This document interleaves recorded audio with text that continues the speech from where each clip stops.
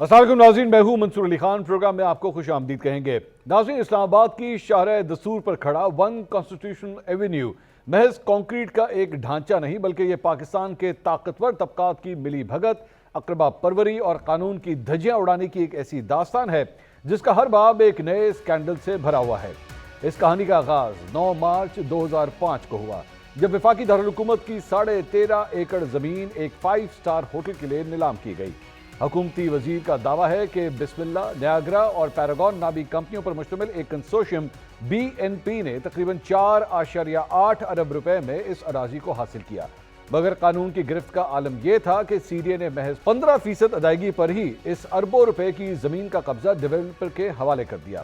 لیکن جیسی ہی زمین ہاتھ آئی، اصل معاہدے کو ردی کی ٹوکری میں ڈال دیا گیا۔ ڈیولپر نے ہوٹل کے بجائے وہاں 22 منزلہ 2 بلند و بالا رہائشی ٹاورز تعمیر کرنا شروع کر دیے اور نجی خریداروں کو سروس اپارٹمنٹس کے نام پر پرتعیش رہائش گاہیں فروخت کر کے 7 ارب روپے سے زائد رقم جمع کر لی۔ یہ سب کچھ CDA حکام کی ناک کے نیچے ہوتا رہا، جنہوں نے نہ صرف اس کھلی خلاف ورزی پر خاموشی اختیار کی بلکہ ڈیولپر کو واجب الادا اقساط کی نادہندگی میں بھی بھرپور رعایت دی۔ یہ اقدام نہ صرف الاٹمنٹ کی شرائط کی کھلی خلاف ورزی تھی بلکہ CDA حکام کی مبینہ ملی بھگت کا وہ شاخسانہ تھا جس نے قانون کے رکھوالوں کو تماشائی بنا دیا۔ اس معاملے پر جب 2016 میں قانونی جنگ شروع ہوئی تو معاملہ سپریم کورٹ تک پہنچا، جہاں جنوری 2019 میں اس وقت کے چیف جسٹس ثاقب نثار کی سربراہی میں ایک فیصلہ سامنے آیا۔ عدالت نے منصوبے کو گرانے کے بجائے ریگولرائز کرنے کی راہ نکالی اور ڈیولپر کو 17.5 ارب روپے کی ادائیگی کا حکم دیا، مگر اس رائٹ کا فائدہ بھی صرف بااثر طبقے کو پہنچا۔ ڈیولپر نے محض 2.9 ارب روپے جمع کرائے اور باقی 14.5 ارب روپے دبا کر بیٹھ گیا۔ اس اسکینڈل کا سب سے سنسنی خیز پہلو وہ لوٹ سیل ہے جہاں طاقتوروں کو نوازنے کے لیے قیمتوں کا توازن ہی بگاڑ دیا گیا۔ جنگ اخبار میں شائع ہونے والی خبر کے مطابق ون کانسٹیٹیوشن ایونیو کے مالکان میں بعض نے اپنے نام پر اپارٹمنٹ لیا اور بعض نے اپنے عزیز و اقارب کے نام پر اپارٹمنٹس لیے۔ اس کے بعد حالات نے کروٹ لی اور اپریل 2026 میں یہ معاملہ اس وقت ایک سنگین موڑ اختیار کر گیا جب اپریل 2026 میں امریکہ اور ایران کے درمیان اسلام آباد میں ہونے والے امن مذاکرات کے دوران مبینہ طور پر سیکیورٹی اداروں نے یہ انکشاف کیا کہ اس عمارت کی بالائی منزلوں سے حساس سفارت خانے اور سرینا ہوٹل کے اندرونی حصے واضح طور پر دکھائی دیتے ہیں۔ ریاست کے لیے اس سیکیورٹی رسک نے حکومت کو فوری ایکشن پر مجبور کر دیا۔ 30 اپریل 2026 کو اسلام آباد ہائی کورٹ سے ریلیف ملنے پر وزیر داخلہ محسن نقوی اور چیئرمین CDA کی نگرانی میں آدھی رات کو آپریشن شروع کیا گیا جس نے طاقتور طبقات کے ان فلیٹس میں کھلبلی مچا دی۔ دوسری جانب گزشتہ رات وفاقی وزیر داخلہ محسن نقوی کا اس حساس معاملے پر 2 ٹوک موقف سامنے آیا جہاں انہوں نے ون کانسٹیٹیوشن ایونیو کو ملکی تاریخ کا سب سے بڑا فراڈ قرار دیا۔ وہیں یہ واضح کیا کہ قانون سب کے لیے برابر ہے اور اب ہمیں صرف بلڈنگ ہی نہیں بلکہ ان چہروں کے پیچھے بھی جانا ہوگا جنہوں نے ملک کو نقصان پہنچایا۔ آج صورتحال یہ ہے کہ وزیراعظم شہباز شریف کی مداخلت پر ون کانسٹیٹیوشن ایونیو سے بے دخلی کا عمل تو عارضی طور پر رک گیا ہے، جس کے بعد وزیراعظم نے وزیر قانون اعظم نذیر تارڑ کی سربراہی میں کمیٹی تشکیل دے دی ہے جو اپنی رپورٹ 8 مئی کو پیش کرے گی۔ فی الوقت اس متنازع ایشو کو لے کر وفاقی حکومت کا منصوبہ یہ ہے کہ ون کانسٹیٹیوشن ایونیو میں فلیٹس کے مالکان کو ان کی اصل ادا کردہ رقم واپس کر کے عمارت کو دوبارہ 5 سٹار ہوٹل کے مقصد کے لیے سرکاری تحویل میں لیا جائے۔ لیکن کیا حکومت کے اس عمل سے یہ قانون کی فتح ہوگی یا مصلحت کا ایک نیا باب شروع ہوگا؟ اس اہم ایشو پر آج ہم 13 سوال پوچھتے ہیں۔ سوال نمبر 1، CDA نے 2005 میں کس قانون یا ضابطے کے تحت محض 15% ادائیگی پر اربوں روپے کی سرکاری زمین کا قبضہ ڈیولپر کے حوالے کر دیا؟ کیا محض انتظامی غلطی تھی یا اس کے پیچھے اس وقت کی اعلیٰ ترین بیوروکریسی اور سیاسی قیادت کے مفادات وابستہ تھے؟ سوال نمبر 2، کیا BNP گروپ کو دی گئی لیز کے معاہدے میں کسی بھی مرحلے پر رہائشی اپارٹمنٹس کی تعمیر کی شک شامل تھی یا یہ مکمل طور پر معاہدے کی خلاف ورزی تھی؟ سوال نمبر 3، ہوٹل کے بجائے رہائشی ٹاورز کی تعمیر کے دوران CDA کے کن حکام نے اس سنگین خلاف ورزی کو نظر انداز کیا اور کیا ان کے خلاف کوئی کارروائی کی گئی؟ سوال نمبر 4، جب کسی بڑے کیس میں فیصلے کرنے والے بینچ سے وابستہ قریبی حلقوں یا ساتھی جج صاحبان کے نام اسی منصوبے سے فائدہ اٹھانے والوں کی فہرست میں سامنے آئے جیسا کہ ایک سپریم کورٹ کے سابق جج کے حوالے سے کہا جا رہا ہے، تو کیا اس میں غیر جانبداری، شفافیت اور ادارہ جاتی وقار پر سوالات نہیں اٹھتے؟ سوال نمبر 5، اس منصوبے سے حاصل ہونے والی اربوں روپے کی رقم میں سے CDA کو واجب الادا 14.5 ارب روپے کی عدم ادائیگی کے باوجود ڈیولپر کے خلاف فوری کارروائی کیوں نہ کی گئی؟ سوال نمبر 6، اس स्कैंडल में मुलव्विस CDA के साबका और मौजूदा हुकाम के तयन कैसे किया जाएगा और क्या उनकी जायदादों से रिकवरी मुमकिन है? सवाल नंबर 7, अपार्टमेंट्स के इन मालिकान से मुतालिक हुकूमती मौक़िफ़ क्या है जिन्होंने मार्केट रेट या डेवलपर से बराह रास्त फ्लैट्स खरीदे? कानून की नज़र में उनकी क्या हैसियत है? क्या इन तमाम खरीदारों के माली लेन देन की शफाफ तहकीकात होनी चाहिए? सवाल नंबर 8, वन कॉन्स्टिट्यूशन एवेन्यू में फ्लैट्स के मालिकान को हुकूमत की जानिब से असल कीमत वापस करने का फैसला क्या मुतासिरीन के लिए काफ़ी है या उन्हें मार्केट रेट के हिसाब से मजीद मुआवजा मिलना चाहिए? सवाल नंबर 9, क्या हुकूमत शहरियों को मुआवजा देने के लिए सरकारी खजाना इस्तेमाल करेगी? क्या डेवलपर की अपनी जायदादें नीलाम करके ये रकम वसूल नहीं की जा सकती? सवाल नंबर 10, हुकूमत वन कॉन्स्टिट्यूशन एवेन्यू को सिक्योरिटी रिस्क करार दे रही है। अगर ये इमारत सिक्योरिटी रिस्क है तो इसे दोबारा 5 स्टार होटल में तब्दील करने से ये खतरा कैसे टल जाएगा? क्या होटल के मेहमान सिक्योरिटी के लिए खतरा नहीं होंगे या फिर ये इमारत मुकम्मल तौर पर गिरा दी जाएगी? सवाल नंबर 11, 21 साल तक ये इमारत सिक्योरिटी इदारों को नजर क्यों नहीं आई? क्या अप्रैल 2026 में अमेरिका और ईरान के मुज़ाकरात सिर्फ एक बहाना है या वाकई ये इमारत रियासत के लिए सिक्योरिटी रिस्क बन चुकी है? सवाल नंबर 12, इस्लामाबाद में गरीबों की कच्ची बस्तियां और कराची में नस्ला टावर जैसे मंसूबे गिरा दिए जाते हैं मगर वन कॉन्स्टिट्यूशन एवेन्यू को अदालतों की जानिब से रेगुलराइज कर दिया जाता है। क्या पाकिस्तान में कानून की तशरीह चेहरा देकर की जाती है? सवाल नंबर 13, क्या वन कॉन्स्टिट्यूशन एवेन्यू का केस पाकिस्तान में ताकतवर इशराफिया के लिए कानून की बराबरी का एक हतमी इम्तिहान साबित होगा या ये भी माजी की तरह एक और अधूरी कहानी रह जाएगा? इन तमाम सवालात के जवाब हासिल करने की कोशिश करेंगे। हमारे साथ मौजूद है मुस्लिम लीग नून के रहनुमा हुज़ैफा रहमान साहब, हमें ज्वाइन कर रहे हैं। तर्जुमान खैबर पख्तूनख्वा हुकूमत शफीउल्लाह जान साहब, पाकिस्तान तहरीक इंसाफ से उनका ताल्लुक है। सीनियर सहाफ़ी तज्ज़ियाकार मुनीफ फारूक साहब भी आज हमारे साथ शामिल हैं। बहुत शुक्रिया आपका। हुज़ैफा साहब, ये वन कॉन्स्टिट्यूशनल एवेन्यू का जो मामला है ये हुकूमत ने शुरू तो कर दिया है लेकिन क्यों इस तरह लग रहा है जैसे आप लोगों को भी जो है वो डाउट्स हो रहे हैं, सेकंड थॉट्स आ रहे हैं कि जनाब ये बहुत बड़े बड़े नाम ऑब्वियसली इस पूरे प्रोजेक्ट के साथ इन्वॉल्व हैं। इसका इरादा क्या है आपका? मतलब उन सबको कटहरे में लाके खड़ा करना है या ये सिर्फ एक आगाज था, एक धमकी लगानी थी और उसके बाद मामला ख़त्म? जी, बहुत शुक्रिया खान साहब, आपकी मेहरबानी कि आपने हुकूमत का मौक़िफ़ जानने के लिए मुझे मदऊ किया। मुमकिन है इस मामले पर हमारे जो दीगर हुकूमत के दोस्त हैं, वुज़रा हैं, उनका अपना एक मौक़िफ़ हो, लेकिन ज़ाहिर है चूँकि ये अवामी मफ़ाद आमा से जुड़ा हुआ एक मामला है। मैं ख़ुद भी एक लॉयर हूँ, तो मैं समझता हूँ कि एक जो है वो right decision has been done in a wrong way. तो बेसिकली मैं तो इन्हीं इसका दिफा नहीं करूँगा कि क्योंकि सिविल को कभी फौजदारी नहीं करना चाहिए। हम जो कि प्रैक्टिस करते हैं तो अक्सर अपने क्लाइंट्स को भी यही बताया करते थे कि भाई अगर आपका सिविल झगड़ा है तो आपसे बड़ा बेवकूफ़ कोई नहीं है कि उसको फौजदारी में कन्वर्ट कर दे। यानी ज़मीन का झगड़ा है, बनने का झगड़ा है, आप उसे थप्पड़ मार दें, गोली चला दें, बाजू तोड़ दें। तो मकसद कहने का ये कि अदालत ने एक ऑर्डर किया, इस्लामाबाद हाई कोर्ट ने बिल्कुल दुरुस्त ऑर्डर किया। इंटीरियर मिनिस्टर साहब का मौक़िफ़ उस पर बिल्कुल ठीक है, लेकिन ये तरीका मैं समझता हूँ कि हमारे जैसे मुआशरे में बिल्कुल अप्लाई नहीं होना चाहिए कि 2-2.5 हज़ार बंदा एक ऐसी बिल्डिंग को खाली कराने पहुंच जाए जिसका ऑलरेडी एडमिनिस्ट्रेटिव कंट्रोल सीडीए के पास मौजूद है। और उसका बड़ा अच्छा तरीका था कि सीडीए जो है इनको नोटिस दे देती, बिल्डिंग वैसे सील की जा सकती थी, इलाका मजिस्ट्रेट कर देता। लेकिन जाहिर है ये ब्यूरोक्रेसी है, गलत फैसले करवा देती है। लेकिन वज़ीर आज़म साहब ने इसीलिए उस पर नोटिस लिया और उस काम को रोका। और उसका ये भी हरगिज़ मतलब नहीं है कि कोई कॉन्स्टिट्यूशन 1 वाला जो केस है वो लेजिटिमेट हो गया। उसमें जाहिर है बहुत सारी चीजें मौजूद हैं, क्योंकि मुझे याद है मैं आज जब मैं ऑफिस आ रहा था 2014 में, मुझे याद आया कि मैंने उस वक्त मीर इब्राहिम को एक फाइल भिजवाई, ये कॉन्स्टिट्यूशन 1 की थी। उस वक्त जो एफआईए के डायरेक्टर थे, he was very good friend of mine, उन्होंने मुझे फाइल दी कि ये एक बिस्मिल्लाह डेवलपर का केस है। वो सारी चीजें जो आज ये अनर्थ हो रही हैं, खैर ये फिर उसके बाद तो नैब ने भी टेकअप किया, बाकी लोगों ने भी किया, कई और लोगों ने भी इसमें स्टोरीज की। यानी केस अपनी जगह पर मौजूद है, लेकिन मेरे ख्याल से बिला वजह मौका दे दिया बहुत सारे लोगों को हुकूमत पर उंगली उठाने का या मजलूम बनने का। लेकिन ये बात जरूर है कि अगर पब्लिक एक्सचेकर के जो है वो बिलियंस और बिलियंस रुपी फंस जाएं और सीडीए जो है उसको अगर रिकवर करने की तरफ जा रहा है तो बिल्कुल करना चाहिए। बट लेकिन थोड़ा सा रास्ता अगर बेहतर अंदाज में अपना लेते, क्योंकि आजकल दौर है परसेप्शन का। वो कहते हैं perception is more important then reality. Reality ये कहती है कि सीडीए को 25-30 अरब का 40 अरब का नुकसान हो गया, परसेप्शन ये कह रही है कि पुलिस वाले दरवाजे तोड़ के अंदर घुस गए। तो परसेप्शन अगर बेहतर कर ली जाती तो मेरे ख्याल से ज्यादा बेहतर होता। बट ये नुक्ता नजर जरूर है कि इसमें जो कुछ हुआ वो गलत हुआ। और इस हवाले से चाहे वजीर आजम साहब हैं, चाहे वजीर दाखिला साहब हैं, सबका एक ही मौक़िफ़ है कि आम आदमी को जो जिस तरीके से कानून का सामना करना पड़ता है, इन्हें भी करना पड़ेगा। And wrong door must be taken to the task. PM साहब ने जो एक कमेटी बनाई है वजीर कानून की सरबराही में, वो ये तय करेगी कि जिन लोगों की ज़रा इन्वेस्टमेंट्स हैं وہ ویسے تو اصول یہی ہوتا ہے کہ مشتری ہوشیار باش، جن لوگوں نے اپارٹمنٹس خریدے یہ سوچتے ہوئے کہ حیات ریجنسی کی بیسیکلی یہ لنک جو ہے وہ سروس اپارٹمنٹ کی بلڈنگ بننی تھی، اور آپ نے اس کو جو ہے ریزیڈینشیل اپارٹمنٹ کی بلڈنگ میں کنورٹ کر دیا یا بنا دیا. وہ سارے پہلو ہیں، لیکن ظاہر ہے حکومت بڑا نرم گوشہ رکھتی ہے کہ 250-300 ایسے افراد جنہوں نے اس نیت سے لیا کہ ان کی ایک سرمایہ کاری ہے وہ بھی نہ ڈوبنے پائے.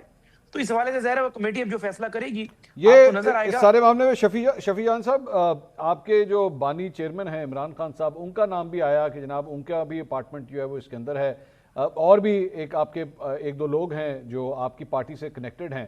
لیکن ظاہری بات ہے آپ کی جماعت کا ہمیشہ جو ہے وہ احتساب کا نعرہ جو ہے وہ رہا ہے کہ جناب احتساب ہونا چاہیے، طاقتور کے خلاف جو ہے وہ اگر احتساب نہیں ہوگا تو معاشرہ کس طرح چلے گا. سپورٹ کرتے ہیں حکومت کے اس اقدام کو آپ کی جناب یہ احتساب کر رہی ہے، لوگوں کو کٹہرے میں لا کے کھڑا کر رہی ہے، ڈیولپر ہو کوئی بھی ہو، آپ سپورٹ کرتے ہیں؟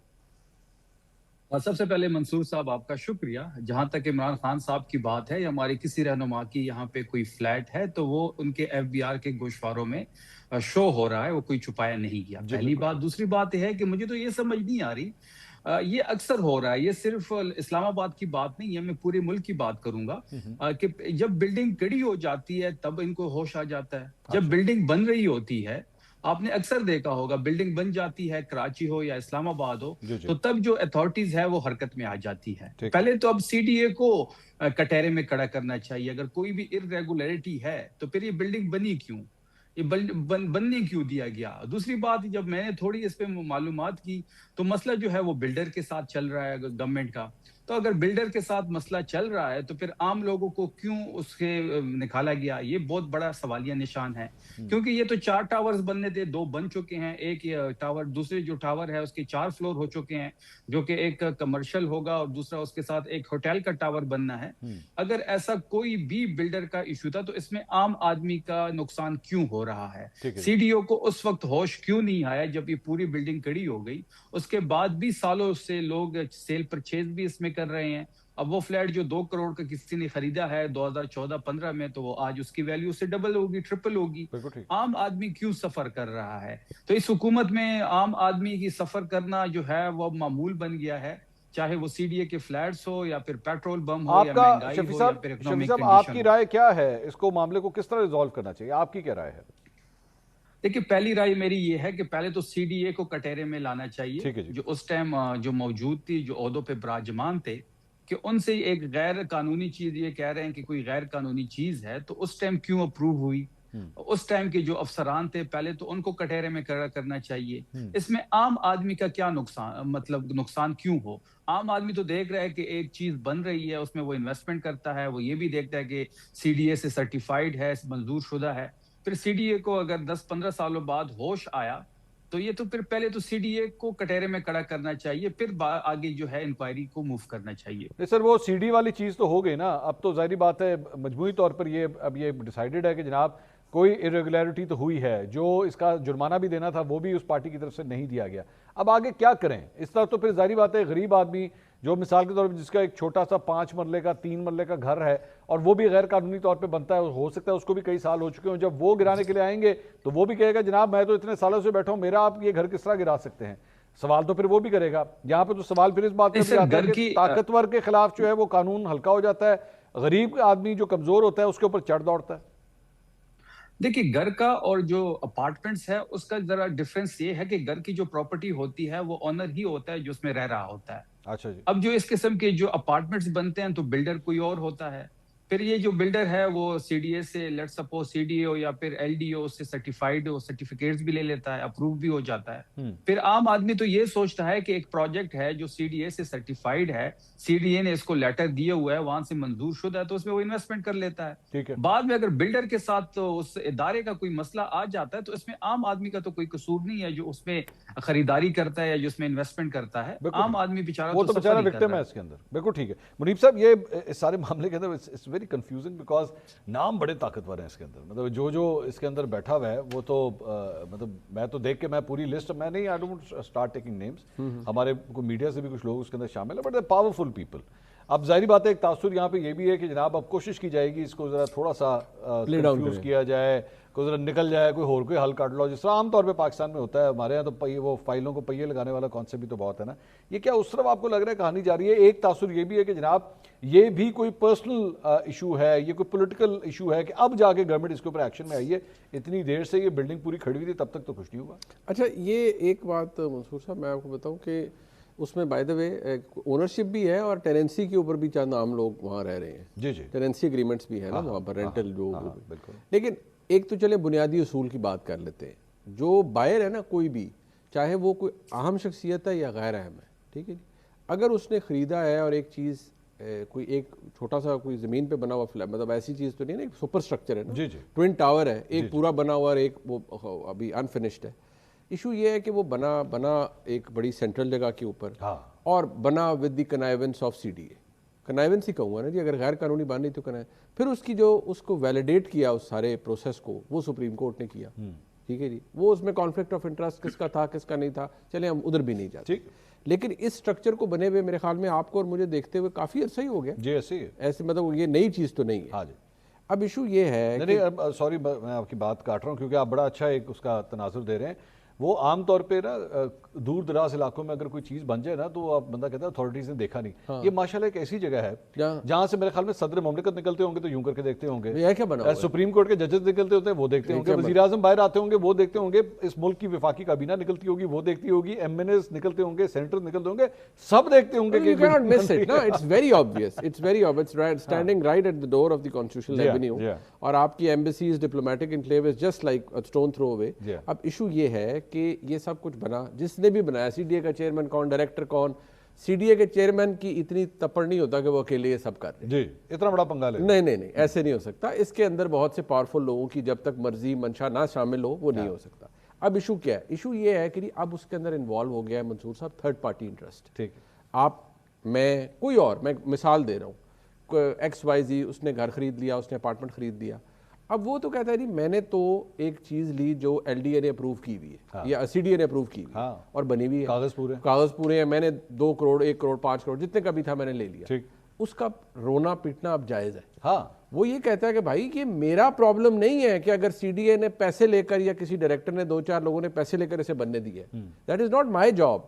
میں اور آپ پلاٹ لینے کے اگر جاتے ہیں تو ہم زیادہ سے زیادہ یہ دیکھتے ہیں نا, ٹائٹل دیکھ لیں. انویسٹر کا کوئی قصور نہیں ہے, انویسٹر کا تو کوئی قصور نہیں ہے نا. آپ دکان خریدنے جائیں گے, آپ کہیں گے یار اچھا پلازے میں بنی ہوئی ہے, ٹائٹل ٹھیک ہے, کوئی ڈسپیوٹڈ جگہ تو نہیں ہے. اب اس کو بننے میں جو ریلیونٹ جو ریگولیٹری اتھارٹی ہے اس نے اگر کوئی چیز مس کی ہوئی ہے یا وہ سپر اسٹرکچر ہی سارا انلیگل ہے تو وہ آپ, one can not expect you to know that unless کہ آپ بہت ہی وہ ہیں کہ آپ نے ایک فائل نکال کے دیکھ لی, وہ آپ کا کام نہیں ہے. آپ تو اپنے یونٹ تک ہے نا محدود. سو جہاں تھرڈ پارٹی انٹرسٹ انوالو ہو جائے, نارملی چاہے کورٹس ہو چاہے گورنمنٹ ہو, وہ لینینٹ ویو یہ لیتی ہیں کہ اب یہ صرف it is not between a violator and the regulatory authority. No, اس کے اندر ایک third party interest involve effective بھی ہے. سو آپ نے اس کو بھی دیکھنا ہے, and I am sure government دیکھے گی. لیکن لوگوں کا سوال یہ ہوگا جی کہ اگر وہی والی بات جو شفیع جان صاحب کہہ رہے تھے کہ ایک بندے نے 2 کروڑ کا خریدا ہے 2014 میں, اس نے قسطیں دی جو بھی کیا, آج اس کی مارکیٹ ویلیو اگر 5 یا 6 کروڑ ہے اور گورنمنٹ کہتی ہے نہیں آپ 2 کروڑ ہی لیں, تو وہ بھی زیادتی ہے اس کے ساتھ. صحیح بات ہے.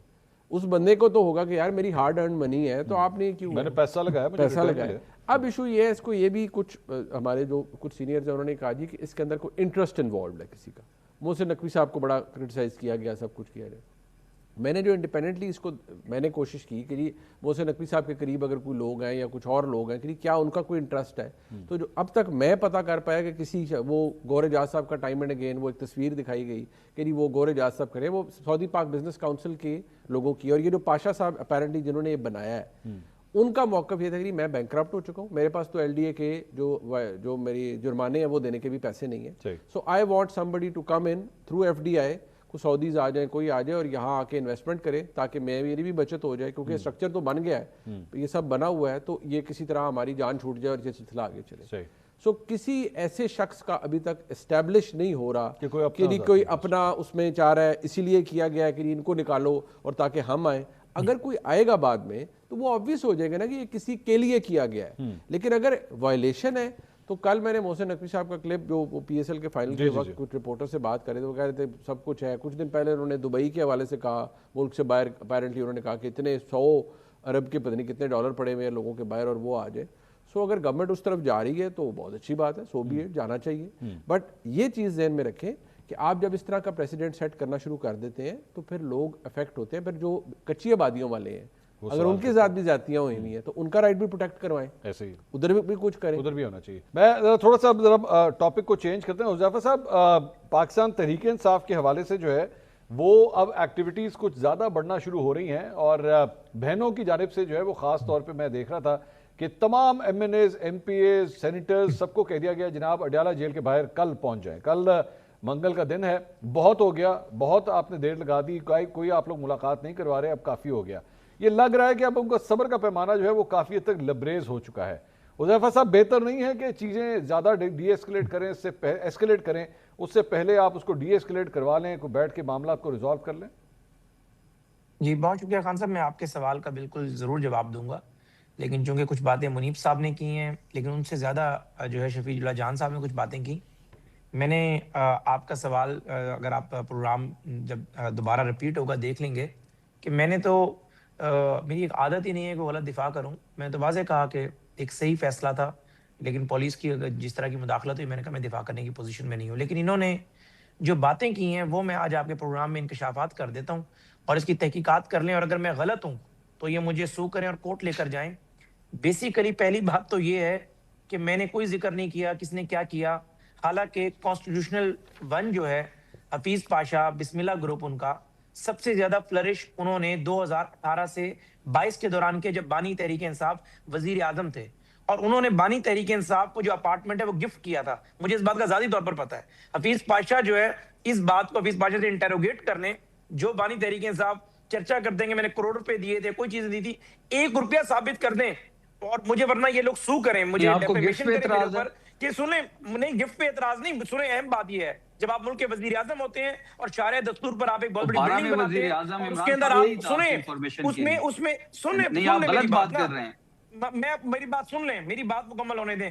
بانی تحریک انصاف نے جو 12 یا 13 میں فیور لی نا, اس کا فائدہ پھر 18 میں آ کر دیا, ورنہ 12-13 میں تو ایف آئی کی انکوائری شروع کی تھی, 13 میں سوری چودھری نثار علی خان نے اسی بلڈنگ کے اوپر تعمیراتی 13 کام میں رک آپ گیا کی تھا. گورنمنٹ تھی. 13 سے 17, ہاں جی 13 کے اندر چودھری نثار علی خان نے بطور وزیر داخلہ سب سے پہلے اس کیس کو ٹیک اپ کیا تھا, اور اس وقت کی ایف آئی اے نے باقاعدہ ایک انکوائری منٹ حذیفہ شروع صاحب, کی تھی. حذیفہ صاحب ایک منٹ, اس لیے حذیفہ صاحب نثار ایک صاحب کو منٹ, نکال دیا ایک گیا. منٹ ڈپٹی سر. ڈائریکٹر ہوا کرتے تھے ایس آئی یو کے. مجھے ایک حذیفہ پل یاد صاحب, ہے, یہ بھائی آپ بانی نیا تحریک پنڈورا انصاف کا باکس دل چاہے ملک ریاض سے, آخری بات, ملک ریاض سے آپ گفٹ لے لیں, کہ کوئی ہم نے تو ویسے ہی لیا تھا جی. آپ حفیظ پاشا سے 4 بیڈروم اپارٹمنٹ لے لیں جس کی آج قیمت 40 کروڑ روپے ہے, جب وزیر اعظم بنے تو ثاقب نثار کے ساتھ مل کر اسے لیجیٹیمیسی دے دیں. بیسک پھڈا کیا ہے؟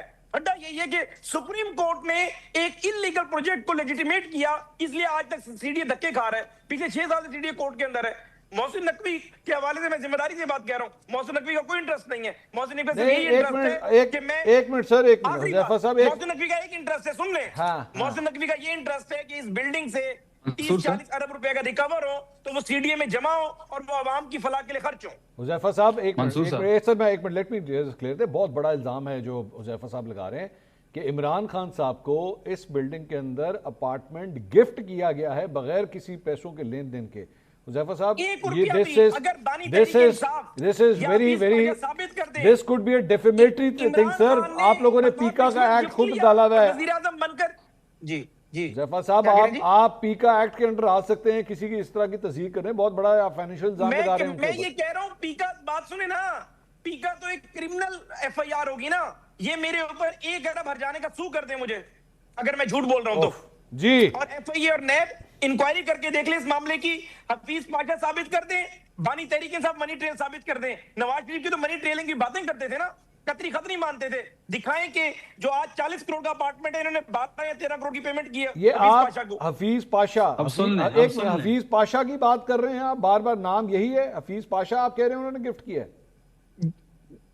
حفیظ پاشا جو مالک ہیں کانسٹیٹیوشن ون کے, جو بلڈر ہیں, جو بلڈر ہیں, آپ کہہ رہے ہیں انہوں نے عمران خان صاحب کو جی گفٹ کیا. بلڈر ہیں, بسم اللہ گروپ کے مالک ہیں, انہوں نے بسم اللہ گروپ کے مالک ہیں. ان کا جو ان لاز ہیں وہ ستارہ گروپ کے, میں بڑے اچھے سے جانتا ہوں, اس فرام فیصلہ آباد, بڑے اچھے سے میں انہیں جانتا ہوں, آج سے تھوڑی جانتا ہوں, میں نے 20 سال سے جانتا ہوں. شفیع جان صاحب, یہ تو بات لنڈن کے فلیٹوں سے اب اسلام آباد کے فلیٹوں پہ آ گئی سر.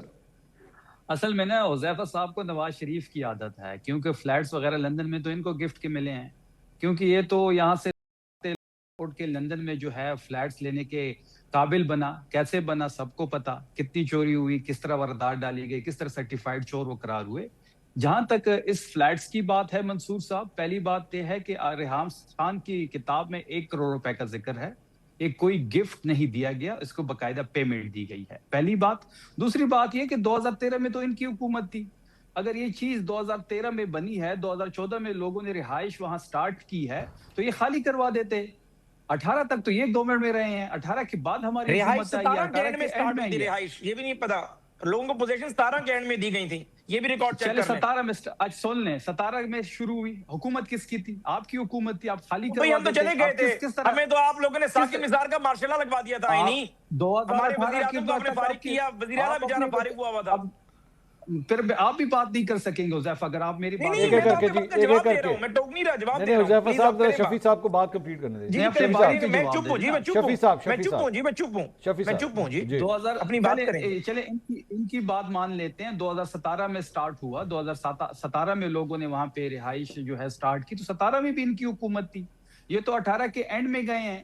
کیوں پھر انہوں نے کیوں خالی نہیں کیا؟ بات بڑی واضح ہے کہ یہ جو محسن نقوی ہے، یہ جس چیز کو اس نے ہاتھ لگایا ہے وہاں پہ تباہی پیری ہے. اب $100 ارب یہ خود کہہ رہے ہیں کہ ملک سے باہر گئے ہیں. شفیع صاحب اور یہ کہتے بھی ہے کہ میں اب شفیع سن لینا. صاحب شفیع صاحب لیٹس ٹاک اباؤٹ دس نا. سب سے پہلے آپ میں اسی ریحام پہ آ رہا خان ہوں. میں جی جی اسی میں آپ ریحام میں خان کی اسی پہ آ کتاب رہا کا ہوں. ریفرنس نہ دیں تو بہتر ہے میرے خیال میں. کیونکہ اگر آپ اس نہیں، سائڈ پہ میں چلے مجھے گئے دیکھیں. کہ جناب یہ میرا ڈیفنس ہے تو پھر اس کتاب میں تو اور نہیں، بہت میں کچھ ہے. defense نہیں بڑی کر رہا. Let's not go over let's not go there. Khan صاحب مجھے دینے آپ نے 2 منٹ پلیز، ریکویسٹ ہے میری. جی منصور شفیع صاحب میں شفیع نے صاحب صرف اس لیے ذکر کیا کہ یہ کل یہ لوگ اس کو کوٹ کر رہے تھے. مجھے اس کی منی ٹریل کا علم نہیں ہے، میں اسے معلومات کر لوں گا. میں نے صرف حوالہ اس لیے دیا کہ وہاں پہ گفٹ کا لفظ موجود نہیں ہے. ریحام کی کتاب کو نون لیگ ویسے بھی بڑی مانتی ہے، تو پھر یہ بات کیوں نہیں مان رہی؟ دوسری بات یہ ہے کہ محسن نقوی صاحب خود کہتے ہیں کہ $100 ارب جو ہے وہ ایک غیر قانونی چینل کے تھرو، ایئرپورٹس کے تھرو باہر گئے ہیں. تو ایئرپورٹس تو اس کے انڈر آتے ہیں. تو یہ پھر یہ کس کی ناکامی ہے؟ کرکٹ کا بیڑا اس نے غرق کر دیا ہے. خالی اسٹیڈیم میں پی ایس ایل کروا رہا ہے. بہانہ انرجی کرائسس، بالکل پی ایس ایل خالی اسٹیڈیم میں نہیں کل ہوا. آپ نے قذافی میں دیکھا ہے، آپ نے قذافی میں کیا صورتحال وہ تھی؟ تو پلے فل آف کیپیسٹی سن لینا جی، جی وہ تو پلے آف جو تھے اس میں کراؤڈ کو اجازت دی گئی ہے. لیگ کے جو میچز تھے، جو 35 سے 40 میچز تو ہوں گے لیگ کے، وہ تو خالی اسٹیڈیم میں کروائے گئے ہیں. یہ تو پلے آفز کے لیے صرف اجازت دی گئی ہے. اور بہانہ انرجی کرائسس کا بہانہ بنایا گیا، کیونکہ ان کو ڈر ہے کہ اسٹیڈیم میں جب لوگ آتے ہیں تو وہ عمران خان صاحب زندہ باد کے نعرے لگاتے ہیں. تو ڈر وہ ہے، ڈر انرجی کرائسس نہیں ہے. اگر انرجی کرائسس کا ڈر ہوتا تو پھر جو وزیر اعظم ہے وہ کراچی میں 37 ویسے گاڑیوں کے ساتھ آن اے لائٹر نوٹ، آئی نو لائٹر نوٹ شفیع صاحب، وہ کہہ رہے تھے ہم نے پشاور میں بھی کرانا تھا لیکن وہاں پہ صوبائی حکومت کا اجلاس چل رہا تھا. سر پشاور کا جو میچ تھا وہ سکیجول تھا 28 تاریخ کو، جب محسن نقوی صاحب یہاں پہ ایپیکس کی میٹنگ کے لیے آئے تھے اور ادھر یہ بات طے ہوئی تھی. میں خود موجود تھا کہ جو ٹرافی شو بھی ہوگی، روڈ شو جو ہوتا ہے ٹرافی کا، وہ بھی خیبر پختونخوا میں ہوگا. اور ایک میچ بھی ہم خیبر پختونخوا میں پشاور کے اسٹیڈیم میں کروائیں گے. پھر نیشنل T20 بھی یہاں پہ کروایا گیا. اور پی سی بی نے ہم سے وعدہ بھی کیا کہ 35 سے 40 کروڑ روپے ہم انویسٹ کریں گے اسٹیڈیم پہ، وہ بھی نہیں کروائے گئے. اور یہ اسٹیڈیم ہے یہ تو صوبائی حکومت نے اپنے فنڈ سے بنائی ہے. اور جو میچ تھا وہ 28 تاریخ کو طے تھا. وہ جب شروع میں پی ایس ایل کا اسکیجول آیا منصور صاحب، وہ اسکیجول آج بھی پڑا ہوگا، اس میں دیکھ لیں کہ 28 کو پشاور زلمی کا میچ پشاور کے اسٹیڈیم میں ہونا تھا. پھر انرجی کرائسس کا بہانہ بنا کے شفیع صاحب وہ شفیع صاحب وہ عمران خان صاحب ایک بڑا مشہور جملہ مجھے آج بھی ان کا یاد ہے، رسیدہ کٹو، رسیدیں دکھاؤ. تو آپ اب رسیدیں دکھانے کے لیے تیار ہیں؟ آپ are you ready to give the money trail? Imran Khan صاحب نے یہ فلیٹ کس طرح لیا ہے؟ دیکھیں ایک ہی واحد لیڈر ہے جو صادق اور امین ہے. اس قسم کی اس کے جتنے بھی اثاثے ہیں وہ تمام تر اثاثوں کا ریکارڈ ایف بی آر کے پاس ہے. اس میں یہ اس کا ریکارڈ بھی ہوگا. میں اپنی پارٹی سے کہہ کے چیک بھی کر لوں گا کہ اس کا جو منی ٹریل ہے جس ذرائع سے یہ خریدا گیا ہے اس میں وہ شو ہوا ہوگا. اگر شو نہ ہوتا تو آج آپ نون لیگ کی چیخیں سنتے ہیں. آپ مجھے شفیع بھائی ذرا بتا دیجئے، آپ مجھے میرے ساتھ کب تک یہ چیزیں شیئر کریں گے؟ کیونکہ آبویسلی لوگ اس وقت ٹی وی دیکھ رہے ہیں، ان کو پتا ہونا چاہیے. کوئی اس کی ٹائم لیمٹ ہم ڈیسائیڈ کر لیں؟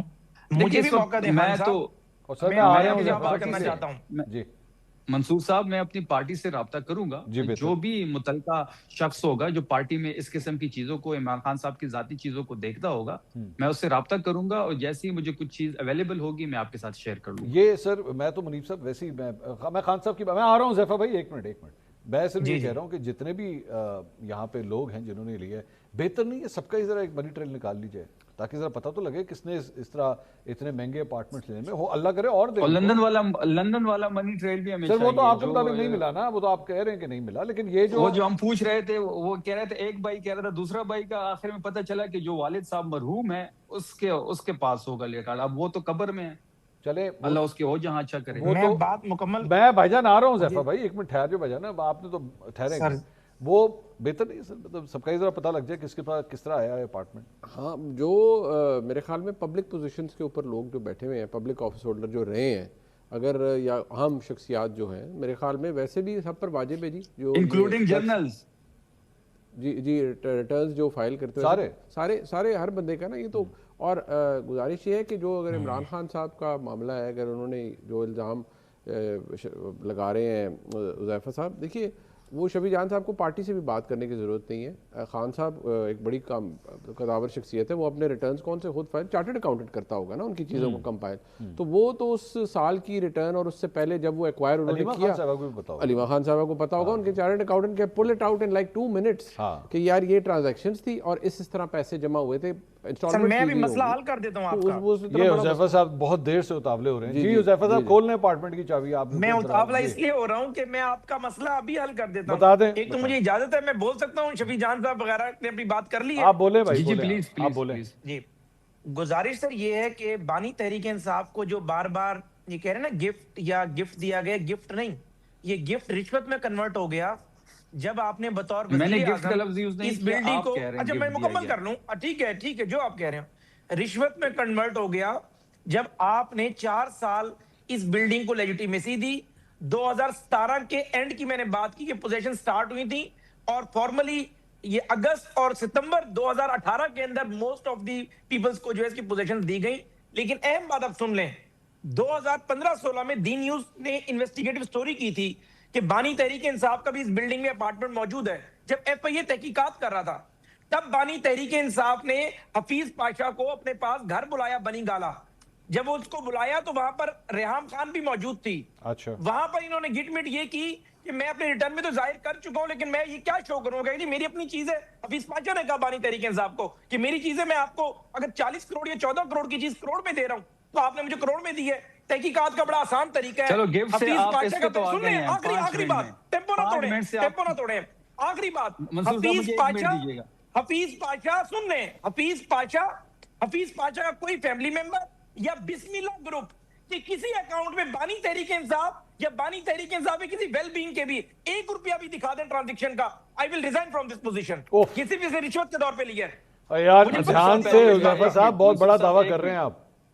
میں نے دعویٰ آپ کے سامنے کر رہا ہوں نا. مجھے ایک حفیظ پاشا کے اکاؤنٹ میں 1 کروڑ چھوڑ دیں، 1 لاکھ بھی بانی تحریک انصاف یا اس کی کسی ویل بینگ یا اس کی بیوی یا اس کے بچوں کی طرف سے اگر بسم اللہ ڈیولپ کے اکاؤنٹ میں گئے تو ہم سمجھیں گے اس نے لاکھ روپے میں خریدا، کوئی بات نہیں، بات ختم ہوئی. اگر پیسے نہیں دیے شفیع جان صاحب دیکھیں پہلی بات یہ کہ حفیظ پاشا بڑا ویژنری آدمی ہے جو 2013 میں رشوت دے رہا ہے اور اس کو یہ بھی پتہ ہے کہ 2018 میں خان صاحب کی حکومت آئے گی تو میں یہ سارے فائدے نہیں سر یہ لفظ نہیں سر، بری بات، یہ لفظ نہ استعمال کریں. نہیں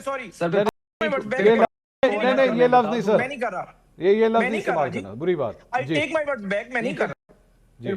کون ہے پھر وہ میں یہ بتا دوں گا. چھوڑے سر، میں نے آپ استعمال کر لیں. مجھے آگے چلیں منصور صاحب نے روکا ہے تو آگے چلیں سر، آگے چلیں. جی سر پہلی بات یہ ہے کہ بڑا ویژنری آدمی تھا کہ 2013 میں وہ چلے مان لیتے ہیں حذیفہ صاحب کی بات کہ وہ رشوت دے رہا، اس کو یہ پتہ ہے کہ 2018 میں خان صاحب کی گورنمنٹ آئے گی تو میں اس چیز سود سمیت واپس لوں گا. بات بڑی واضح ہے کہ اس میں اگر ایسی کوئی بھی چیز ہوتی تو یہ 2013 سے لے کے 2018 تک ان کی گورنمنٹ تھی، یہ نکال لیتے. اب تو نیب بھی ان کے انڈر ہے، ساری ادارے ان کے اندر ہے. 9 مئی سے لے کے آج تک تو ہم ویسے بھی ریڈار پہ ہیں تو تب یہ نکال لیتے. اب جو محسن نقوی نے یہ جو اقدام اٹھایا ہے، اس اقدام کو چھپانے کے لیے اب یہ نئی اسٹوریاں کھول رہے ہیں، اس سے بات نہیں بنے گی. اسلام آباد کا بیڑا انہوں نے ویسے غرق کیا ہوا ہے، ویسے بھی اسلام آباد پورا بند پڑا ہوا ہے. کل میں اسلام آباد میں تھا تو جگہ جگہ ابھی بھی رکاوٹیں، ابھی کون سے مذاکرات ہو رہی ہیں، ابھی بھی جگہ جگہ رکاوٹیں ہیں، ابھی بھی جگہ جگہ گیٹس بند کر دیے گئے ہیں. شفیع جان صاحب اس وقت 4 مئی ہے، 10 مئی تک 6 دن کا ٹائم ہے. میں آپ سے درخواست کروں گا کہ آپ اس کی منی ٹریل، بزنس ٹرانزیکشن یہ شیئر کیجئے. سر جو F B F B R نہیں سر سر میں ایف بی آر نہیں سر ایف بی آر نہیں. آپ اس کی جو پیمنٹ ہوئی ہے حذیفہ صاحب نے آپ کے اوپر یہ الزام لگایا ہے کہ آپ لوگوں کی جانب سے اس فلیٹ کی 1 روپے کی پیمنٹ نہیں ہوئی بھی. اب آپ نے وہ پیمنٹ سن لینا سر, آپ نے وہ بینک اکاؤنٹ کی ڈیٹیلز اس لیے شیئر کرنی ہے کیونکہ مجھے حذیفہ رحمان صاحب کا استعفیٰ چاہیے. میں نے ان کو مستعفی کروانا ہے. منصور صاحب میں نے ان کو مستعفی کروانا ہے ہر صورت. شفیع جان صاحب شفیع جان صاحب اب سن لینا حذیفہ میری جان سن لیں. جی اب جو خان صاحب کا گوشوارہ ہوگا جو انہوں نے جمع کیا ہوگا اس میں یہ چیز تو ہوگی نا, اس میں تو شو ہوئی ہوگی, اس میں یہ بھی پتا ہوگا کہ کس ذرائع سے یہ لیا گیا ہے. نہیں سر یہ کوئی نہیں نواز شریف والے نہیں سر یہ شو نہیں ہوگی نا, اس میں آپ کو بینکنگ ٹرانزیکشن دکھانی ہے سر. بینکنگ ٹرانزیکشن تو انکم ٹیکس کی فائل میں نظر نہیں آئے گی نا سر. سر میں تو چارٹرڈ اکاؤنٹنٹ نہیں ہوں, لیکن میں جب اپنے گوشوارے جمع کرتا ہوں نا, اگر میں نے کوئی چیز بیچی ہو یا خریدی ہو تو اس کی تمام تر تفصیلات میں منیب صاحب چونکہ لائر ہیں ان سے گائیڈنس, منیب صاحب اس کا انکم ٹیکس کی ریٹرن سر ایک انکم ٹیکس کی ریٹرن میں ایسٹ رپورٹ تو شامل ہوتی ہے. یہ تو نہیں شامل ہوتا کہ جناب یہ ایکچولی یہ پیسے جو ہے وہ کون سی آپ نے ٹرانزیکشن کی, آپ کا پلیٹ فارم کیا تھا, آپ نے بانڈ دیے, آپ نے پے آرڈر دیا, آپ نے چیک دیا, آپ نے ٹرانزیکشن, میں نے آپ کی ٹرانزیکشن آپ کے ساتھ کس طرح کی, یہ تو نہیں شو ہوتا. ہاں یہ شو ہوتا ہے آپ کے پاس اتنے پیسے تھے. اب مثال کے طور پہ اگر ایک 4 کروڑ کا کوئی اپارٹمنٹ تھا, وہ اگر آپ نے 50 لاکھ میں لے لیا یا کروڑ میں لے لیا, یہ شو ہو رہا ہوگا, اس کی ویلیو شو ہو رہی ہوگی, لیکن یہ تو شو نہیں ہوتا کہ ٹرانزیکشن ہوئی کس طرح. دیکھیں منصور صاحب جیسے ماشاءاللہ آپ اربپتی آدمی ہیں, میں ہوں, آپ کسی کو کوئی ہے آپ کو کہہ دیا نا, میں دعا بھی تو بھائی کو دے سکتا ہوں نا. تو آپ کے اکاؤنٹ میں لیٹ سے 1 ارب روپیہ پڑا ہوا ہے جی, ٹھیک ہے جی, اور آپ نے پھر ایک کوئی پراپرٹی خرید لی ہے, اور آپ یہ کہتے ہیں, میں آپ کو سادہ سا مثال دیتا ہوں, اور آپ کو انکم ٹیکس والے نوٹس بھیجتے ہیں جی کہ وہ آپ نے پراپرٹی خرید لی تھی کہ پراپرٹی ڈکلیئر نہیں کی. آپ کہیں گے یار میرے پاس پیسے تو تھے, میں نے اسی پیسے سے خرید لی. تو وہ کہیں گے نہیں, آپ نے یہ تو بتایا نہیں کہ آپ نے پراپرٹی خریدی ہے. اسی طرح اگر آپ پراپرٹی خرید لیں اور آپ یہ نہیں بتا رہے کہ میں نے پراپرٹی لی کیسے ہے, تو پھر بھی انکم ٹیکس والوں کو ایشو ہوگا. لیکن ہیونگ سیڈ دیٹ, ایک بات دیکھیے, یہ میں اگر سارے الزامات جو بھی حذیفہ صاحب نے کہی یا وہ وضاحت جو شفیع جان صاحب دے رہے ہیں, دیکھیے ایک چیز تو ہے, یہ پہلے کیوں سرفیس نہیں کیا. عمران خان صاحب کے فلیٹ کوئی یہ فلیٹ ابھی سے تو نہیں لیا نا, 2 سال 1.5 سال 3 سال پہلے. زیر عتاب ہے وہ 2022 سے, ٹھیک ہے. فلیٹ ان کے پاس ہے اگر 2013 سے, تو آپ ٹائم تو چیک کریں نا, 13 اور 2026 ہے, کتنی ریٹرنز فائل ہوئی. سر 90s کے فلیٹ اگر میاں صاحب کے بعد میں کھل سکتے ہیں سر, یہاں پہ سب کے کھل سکتے ہیں. میں اس کا جواب دے سکتا ہوں اپنے بھائی کو. دیکھیں میری بات, اگر یہ سوال آیا ہے یا ان کا یہ جو 90s کے فلیٹس کی آپ بات کریں, وہ جو سلسلہ شروع ہوا تھا وہ پینما لیک سے آیا تھا نا, وہیں سے پھر اس چیز نے سارا کچھ شروع کیا. یہاں پر اگر اس کریک ڈاؤن کے بعد نیرو ڈاؤن کر کے اس کے اوپر یہ سوال ہو رہا ہے کہ عمران خان صاحب نے یہ فلیٹ کہاں سے لیا, تو پھر سوال یہ آئے گا کہ جو اس وقت کیا جاتا تھا کہ پینما کے اندر تو 400 لوگوں کا نام تھا, باقیوں کا بھی ہونا چاہیے تھا, ہونا چاہیے. وہ نہیں ہوا آپ نے, ہاں خالی عمران, اسی لیے پھر نہ خالی عمران خان صاحب تو نہ خالی میاں نواز شریف صاحب. بات یہ ہے کہ اگر میں اس کو کامن سینسیکل طریقے سے دیکھ رہا ہوں, بیکاز میں عمران خان صاحب کے ٹیکس ڈیٹیلز کو میں نہیں جانتا, ٹھیک ہے. لیکن اگر جس طرح میں یہ کہہ رہا ہوں, کام شفیع جان صاحب کا بھی نہیں ہے. اگر الزام لگ رہا ہے, پارٹی کو یہ چاہیے کہ چارٹرڈ اکاؤنٹنٹ موجود ہے, ہر چیز کمپیوٹرائزڈ ہے, ٹھیک ہے.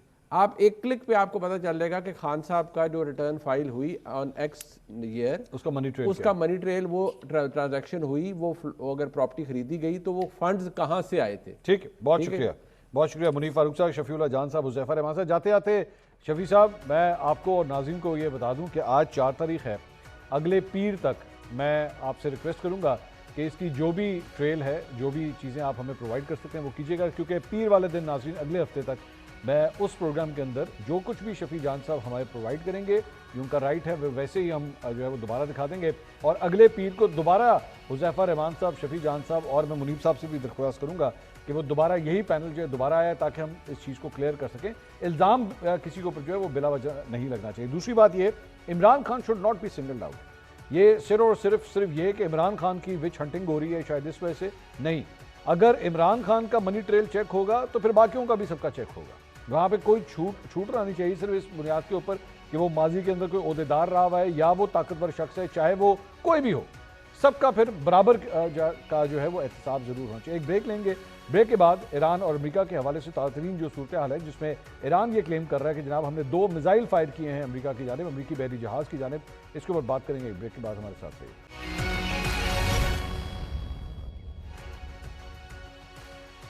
Welcome back after the break. ناظرین, 7 اپریل کو امریکہ اور ایران کے درمیان ہونے والی عارضی جنگ بندی کو اب 1 ماہ مکمل ہو رہا ہے. اس 1 ماہ کے دوران پاکستان کے توسط سے ایران نے امریکہ کو جنگ بندی کی جو تجاویز ارسال کی, امریکی صدر ڈونلڈ ٹرمپ ان کا تذکرہ بار بار میڈیا کے سامنے کر چکے ہیں. ایک طرف صدر ٹرمپ آبنہ ہرمز کو دوبارہ کھولنے کا اعلان کر رہے ہیں تو دوسری جانب آج ایرانی وزارت خارجہ کے ترجمان اسماعیل بقائی نے اس بات کی تصدیق کر دی ہے کہ امریکہ کی جانب سے جنگ کے خاتمے کے لیے بھیجی گئی نئی تجویز فی الوقت تہران میں زیر غور ہے, اگرچہ حتمی فیصلہ ہونا باقی ہے, مگر ایران کو یہ اہم امریکی پیغام بھی پاکستان ہی کے ذریعے موصول ہوا ہے. اس کے علاوہ گزشتہ 12 گھنٹوں کے دوران 2 ڈرامائی پیش رفت سامنے آئی ہیں. پہلی یہ کہ امریکی ناکہ بندی توڑنے کی پاداش میں قبضے میں لیا گیا ایرانی بحری جہاز عملے سمیت پاکستان کے حوالے کر دیا گیا ہے, لیکن دوسری خبر اس کے برعکس ہے. آبنہ ہرمز میں ایرانی وارننگ کی نظر انداز کرنے والے ایک امریکی جہاز کو 2 میزائلوں سے نشانہ بنایا گیا. ناظرین, ایران امریکہ کشیدگی کے تناظر میں امریکی سینٹرل کمانڈ کا بیان بھی سامنے آیا ہے, جس کے مطابق امریکی افواج آج سے پروجیکٹ فریڈم کی معاونت کا آغاز کر رہی ہیں تاکہ آبنہ ہرمز میں تجارتی جہاز رانی کی آزادانہ نقل و حرکت کو بحال کیا جا سکے. تاہم ایران نے 2 ٹوک لفظوں میں خبردار کیا ہے کہ اگر امریکی افواج نے آبنہ ہرمز میں داخل ہونے یا کسی بھی قسم کے آپریشن کی کوشش کی تو انہیں براہ راست نشانہ بنایا جائے گا. اس تمام صورتحال کے اوپر مزید بات کریں گے. اس وقت سینئر صحافی انس ملک صاحب اس وقت ہمارے ساتھ موجود ہیں جو کہ اس جنگ کے اوپر مسلسل رپورٹنگ بھی کرتے رہے. انس, تھینک یو سو مچ, آپ نے ہمیں جوائن کیا. آج سب سے پہلے یہ جو واقعہ رپورٹ ہوا ہے, ایران کا یہ کہنا ہے کہ 2 میزائل ہماری جانب سے فائر کیے گئے ہیں امریکی بحری جہاز پہ, لیکن سینٹ کام جو ہے اس کو ڈینائی کر رہا ہے کہ نہیں, ایسا کچھ نہیں ہوا. What's the latest? بہت بہت شکریہ منصور صاحب فار ہیونگ می آن دا شو. دیکھیں, میرے خیال سے جو ایرانی بحریہ جو ہے وہ اس کو پوسچر کر رہی ہے کہ یہ ایسی خبریں ریلیز کر کے, اور پہلے بھی ہم نے دیکھا ہے کہ جب جنگ چل رہی تھی تو کبھی وہ کہتے تھے کہ جی F-35 کو گرا دیا ہے, کبھی کون سے جہاز کو گرا دیا ہے. میرے خیال سے یہ پوسچرنگ کی جا رہی ہے کیونکہ ایران کا ایک لیجیٹیمیٹ جو خوف ہے یا خطرہ ہے وہ یہ ہے کہ, اور جو پروپوزل میں بھی ریلے کیا گیا ہے کہ کسی حد تک امریکی بحریہ کو پیچھے ہٹنا ہوگا, کیونکہ ایران کو یہ خطرہ ہے کہ اگر ایران آبنہ ہرمز کھول دیتا ہے اور اپنے بحری بیڑے کو ہٹا لیتا ہے وہاں سے, تو ایسا نہ ہو کہ امریکہ اپنی بحری بیڑے کو جو ہے وہاں پہ لا کے پوزیشن کر دے اور اس کا کنٹرول سنبھال لے.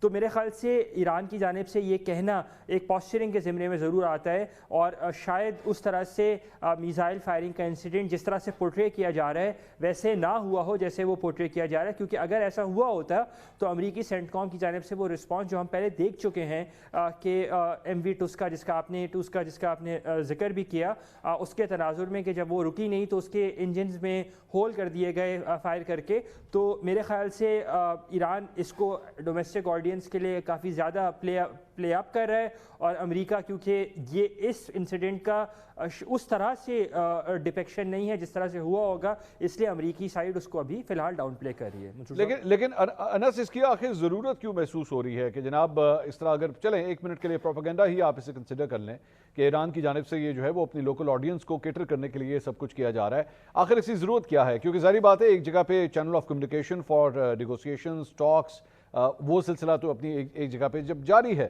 تو پھر آخر اس قسم کے پروپیگنڈا کی ضرورت کیوں؟ دیکھیں, آبنہ ہرمز کی جب تک بلاکیڈ ختم نہیں ہوتی تب تک ایرانی فورسز پیچھے نہیں ہٹیں گے, اور اگر ایرانی فورسز اس امپریشن کو زائل نہیں کریں گے کہ کسی طرح سے امریکہ آبنہ ہرمز کے اندر اپنی ڈپلائمنٹ کرے گا یا اپنا کوئی پیسیج دے گا, تو بہت بڑی ایک ہوم آڈینس بھی ہے جس میں بہت زیادہ غصہ اس پورے نیگوسیشن پروسیس کو لے کے پایا جاتا ہے. خاص طور پہ جب سے آیت اللہ علی خامنئی کی اساسینیشن ہوئی ہے, ان کی شہادت جب سے ہوئی ہے, تب سے کافی زیادہ غصہ پایا جاتا ہے, کیونکہ ہمیں یہ بات نہیں بھولنی چاہیے کہ دونوں راؤنڈز آف ٹاکس کے درمیان ہی کشیدگی بڑھی ہے. پچھلے سال بھی 13 روزہ جنگ جب ہوئی تو اس وقت بھی بات چیت کا سلسلہ عمان میں جاری تھا, اور اس نیگوشیٹنگ ٹیبل کو جو ہے وہ بالکل تباہ کر دیا گیا, اور اس بار بھی جنیوا میں بات چیت کا سلسلہ جاری تھا, تو بات چیت کے دوران ہی جو ہے وہ دوبارہ ایران پر جنگ مسلط کر دی گئی. اسی لیے ایرانی عوام کا جو سکیپٹسزم ہے وہ اسی کے ریگارڈنگ ہے کہ ایسا پھر نہ ہو کہ ہم بات چیت بھی کر رہے ہوں اور پیچھے سے اٹیک بھی ہو جائے. تو اس لیے ایرانی سائڈ کو اب تک یہ پوسچرنگ کی ضرورت رہے گی جب تک کسی طرح کا مسودہ معاہدے کا مسودے کی شکل جو ہے نہ نکل آئے. اور میرے خیال سے جو کوائٹ ڈپلومیسی پردے کے پیچھے خاموش سفارتکاری چل رہی ہے وہ اس طرف ضرور اس ڈائریکشن کے اندر جاری ہے کہ جب بھی سیکنڈ راؤنڈ ہوگا تو وہ ایک ڈرافٹ ایگریمنٹ کو فائنلائز کرنے کے لیے ہوگا, اور تاکہ اس کی جو اگلی سٹنگ یا سیشن ہوگا وہ پھر ایک فارملائز ایگریمنٹ کو سائن کرنے کے حوالے سے ہو. میرے خیال سے اسی کی طرف بات چیت چل رہی ہے, اور یہی وجہ ہے کہ امریکی صدر کا جو بیان ہے گزشتہ رات یا آج صبح جو آیا وہ بڑا ریکنسیلیٹری سا تھا. انہوں نے کہا کہ جی ہم یہ ایک ہیومینیٹیرین گیسچر کے طور کے اوپر یہ کام کر رہے ہیں, ہمارا کوئی انٹینٹ نہیں ہے, لیکن اگر ہمارے اوپر فائرنگ کی گئی تو ہم اس کا جواب دیں گے, and so on and so forth. تو میرے خیال سے دونوں سائڈز اپنی ڈومیسٹک آڈینس کو تو کیٹر کر رہے ہیں, لیکن اس بات کو بھی ملوز خاطر رکھ رہے ہیں کہ نیگوشیٹنگ ٹیبل کی جو پروگریس ہے وہ بہت ریئل ہے, وہ حقیقت ہے, اور اسی کی بنیاد کے اوپر چیزیں آہستہ آہستہ آگے لے کے چل رہے ہیں. نہیں لیکن انس, اگر ہم پچھلے چند ہفتوں کی ہم بات دیکھیں, یہاں پہ تو مطلب دھمکیوں کی بات بھی شروع ہو گئی. ایک جگہ امریکہ کی جانب سے یہ بھی کہا جا رہا ہے کہ ہم لوگ ایک نیا آپریشن جو ہے اس کا آغاز کر رہے ہیں, اور ہم لوگ اپنی شپس کو جو ہے وہ اب کور بھی دیں گے. وہ ایسے تجارتی جہاز جو یہاں سے آبنہ ہرمز سے گزرنا چاہتے ہیں تو ہم اس کو بھی جو ہے وہ پروٹیکشن دیں گے. اب اگر اس قسم کی چیزیں ہو رہی ہیں, دس از اے سائن آف ایسکیلیشن ایز ویل, کہ اگر امریکی بحری لڑاکا جہاز جو ہیں وہ اگر کور دیں گے, جس میں میں پڑھ رہا تھا تقریباً 15,000 فوجی اس کے اندر انوالوڈ ہوں گے, ڈرونز انوالوڈ ہوں گے, ایئر کور اس کے اندر انوالوڈ ہوگا, تو یہ تو معاملات پھر ایسکیلیشن کی طرف جا رہے ہیں. ایسکیلیٹ ٹو ڈی ایسکیلیٹ کی پالیسی امریکہ کی جانب سے ہمیشہ اپنائی گئی ہے. جو 3 سینیریوز ہمیں نظر آتے ہیں اس میں پہلا سینیریو یہی ہے کہ معاملات حل ہو جائیں, خوش اسلوبی سے ایک ڈیل ہو جائے. دوسرا سینیریو یہ ہے کہ دونوں ممالک جو ہیں وہ جنگ کی طرف واپس چلے جائیں. اور تیسرا سینیریو یہ جو اب اس وقت چل رہا ہے جہاں پہ ایک نیول بلاکیڈ ہے اور ایرانی پوزیشن ایک ہے, اور وہ دنیا کو ریسیشن کی طرف لے جائے. میرے خیال سے دونوں پارٹیز, دونوں فریقین اس جو تیسری سینیریو ہے اس کو بہت اچھی طرح سمجھتے ہیں, اور وہ اب اسپیشلی ان الیکشن ایئر جب مڈ ٹرم الیکشنز آئے ہوئے ہیں تو امریکہ نہیں چاہے گا کہ اتنی ایسکیلیشن کی جائے. جیسے کہتے ہیں اردو میں کہ ہاتھی کے دانت دکھانے کے اور کھانے کے اور جو بادل گرجتے ہیں وہ برستے نہیں ہیں. تو میرے خیال سے یہ ایسکیلیٹ ٹو ڈی ایسکیلیٹ والا ایک سینیریو ہے کہ جہاں پر امریکی سائڈ اپنی پوسچرنگ ضرور کرے گی, لیکن ایکزیوس کی ایک رپورٹ تھی اس میں انہوں نے کہا کہ امریکی سائڈ ایسکارٹ, فزیکل ایسکارٹ نہیں کرے گی, بلکہ ان کو وہ چینلز یا وہ لینز بتا دیں گے جو انہوں نے مارک کیے ہوئے ہیں, جو امریکی بحریہ نے مارک کیے ہوئے ہیں ایسی ویسلز کو, جو کہ کمرشل ویسلز کو جو کہ اسٹریٹ آف ہارموز یا آبنائے ہارموز کراس کرنا چاستی ہیں. یہاں پر انہوں نے دوسری بات بھی بڑی ایک امپورٹنٹ بات کی تھی. انہوں نے کہا کہ امریکہ کے پاس ڈی مائننگ کیپیبلٹیز ہیں, لیکن امریکی بحریہ خود اسٹریٹ آف ہارموز میں نہیں جائے گی. تو میرے خیال سے پوسچرنگ زیادہ کی جا رہی ہے, نہ کہ کوئی پریکٹیکل ایسکیلیشن, ملٹری ایسکیلیشن کی طرف کیا جائے. اور یہاں پر میرے خیال سے یہاں بھی بات کرنا یہاں پہ ضروری ہوگا کہ جب رینیوڈ پروپوزل آیا تو پاکستان کی جانب سے بھی امریکی حکام کو یہی کنوے کیا گیا ہے کہ اگر کوئی ملٹری ڈیسیشن لیا جا رہا ہے تو فی الحال اس کے اوپر اس کو پوز کی طرف دیا جائے اور ڈپلومیسی ڈائلاگ کو چانس دیا جانا چاہیے. اور اسی وجہ سے ہم دیکھ رہے ہیں کہ پریزیڈنٹ ٹرمپ کے اسٹیٹمنٹس جہاں پر ان کی ایک ٹون جو ہے وہ نان ریکنسیلیٹری ہوتی ہے, تھوڑی سی تھریٹنگ ہوتی ہے پہلے سے. اگر اس کو کمپیئر کریں, پہلے جب آل آؤٹ تھریٹنگ تھی تو اس تناظر میں ان کی ٹون چینج ہوئی ہے, but at the same time کافی زیادہ ریکنسیلیٹری بھی ہوئی ہے. انس, اس سارے معاملے کے اندر ایک اور ایلیمنٹ یہ ہے کہ ظاہری بات ہے جب پہلا راؤنڈ ہوا, دیور ویژولز, جے ڈی وینس کا پاکستان آنا, اسلام آباد میں لینڈ کرنا اپنے وفد کے ساتھ, ایرانی وفد کا یہاں پہ آنا, اوبویسلی آپ میڈیا جو ہے اس کو کور کر سکتا تھا, دیکھ سکتا تھا whatever was going on, even though اس کا وہ ایسا رزلٹ نہیں نکلا جو ایکسپیکٹ کیا جا رہا تھا. اس کے بعد اب یہ سچویشن یہ ہے کہ یہ مذاکرات جو بھی ہو رہے ہیں, جس طرح بھی ہو رہے ہیں, چاہے وایا پاکستان ہو رہے ہیں, ٹیلی فون کے اوپر ہو رہے ہیں, پس پردہ ہو رہے ہیں, ظاہری بات ہے یہ میڈیا کی اس آنکھ سے اوجھل ہے, لوگ اس کو دیکھ نہیں سکتے. لوگ ایک چیز دیکھ سکتے ہیں اور وہ یہ ہے کہ جو ایسکیلیٹری سچویشنز ہو رہی ہیں اس وقت آبنہ ہرمز کے حوالے سے, چاہے وہ امریکنز کی طرف سے ہو یا ایرانیوں کی طرف سے ہو. از دس اے گڈ تھنگ اور اے بیڈ تھنگ کہ بیسکلی میڈیا کے تک جو ہے وہ بڑی ہی محدود انفارمیشن آ رہی ہے؟ یہ ایک اچھی چیز ہے, یہ ایک بری چیز ہے؟ کیونکہ ظاہری بات ہے ایک عام ویور جب اس کو دیکھے گا تو وہ نہ وہ ٹیبل دیکھ رہا ہے, نہ وہ دونوں جو وفود ہیں ان کو آمنے سامنے بیٹھا ہوا دیکھ رہا ہے, جو کچھ بھی ہو رہا ہے وہ پس پردہ ہو رہا ہے. یہ ایک اچھی چیز ہے کہ شاید اس سے یہ مذاکرات جو بھی ہوں وہ کامیاب ہو جائیں، یا آپ کی نظر میں یہ ایک بری چیز ہے کہ کچھ بھی ہمیں اسکرینز کے اوپر نظر نہیں آ رہا؟ دیکھیں صرف جب بھی نیگوسیشنز ہوتے ہیں تو اس کے بارے میں عموماً جو ٹرم استعمال کی جاتی ہے وہ ہوتی ہے نو نیوز از گڈ نیوز. اور میرے خیال سے جتنے میں نے نیگوسیشنز کور کیے ہیں، میں نے پہلے امریکہ ایران مذاکرات بھی کور کیے ہیں، اسرائیل حماس کے جو دوحہ میں مذاکرات ہوئے وہ کور کیے، امریکہ اور طالبان کے مذاکرات ہیں وہ کور کیے، ٹیگریس کا کانفلکٹ کور کیا. میرے خیال سے جو جس سپیس کے اوپر ابھی چیزیں چل رہی ہیں، پاکستان کی ایک بڑی یونیک پوزیشن ہے ایک ثالث کے طور پہ. پاکستان حالانکہ پہلے پاکستان ثالث نہیں تھا، سہولت کار کے طور پہ پاکستان نے اپنے آپ کو پریزنٹ کیا تھا، اور اب اس کا رول ایک میڈیٹر کے طور پہ آ گیا ہے، ایوالو کر گیا ہے. تو میرے خیال سے جو کیلکولیٹڈ لیکس ہیں یہ دونوں پارٹیز کا ڈیسیجن ہے، اور وہ it is part of their strategy. وہ ان پارٹیز کی اسٹریٹجی ہے کہ وہ کتنا لیک کرنا چاہیں، کیسے لیک کرنا چاہیں. اسی وجہ سے ہم دیکھ رہے ہیں کہ اسلام آباد یا پاکستان جہاں پہ ہم بیٹھے ہوئے ہیں، پاکستانی حکام آن دا ریکارڈ آ کر شاید پہلا بیان ہے ایسا کہ جو آج ہم نے دیکھا MV ٹوسکا کے حوالے سے کہ پاکستان نے دیا ہے اس پورے پروسیس کو لے کے آن دا ریکارڈ. اس سے پہلے وزیر خارجہ اسحاق ڈار نے مجھے ٹویٹ کیا تھا کہ پاکستان نے 15 پوائنٹس کا پروپوزل جو ہے وہ ریلے کیا ہے.